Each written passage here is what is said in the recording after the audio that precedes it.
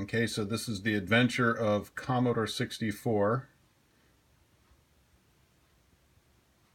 250407 motherboard. This one's displaying the shimmering text effect.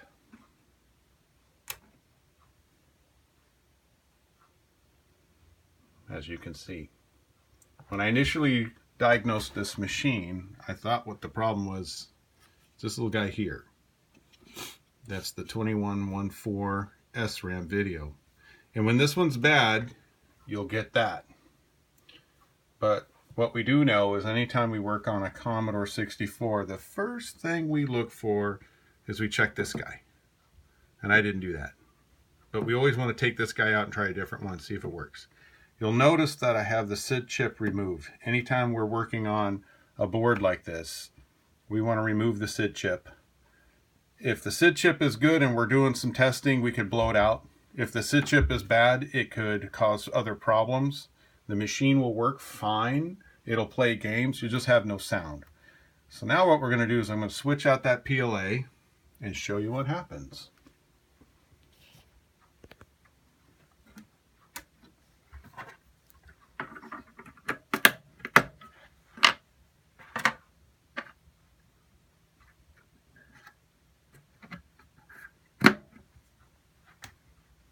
Okay, so now we got the replacement PLA.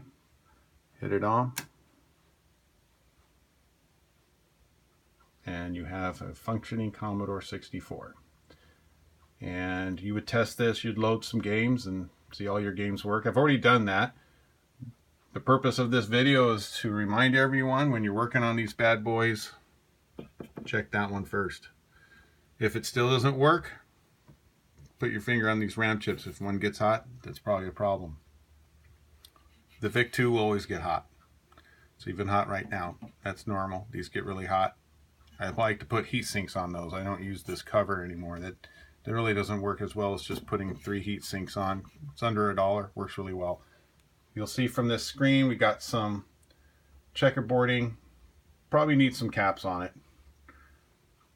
But I did test this board with the replacement PLA. Games worked, everything worked. I did put a replacement sound chip in here and I am getting sound. So I'm going to consider this board a win.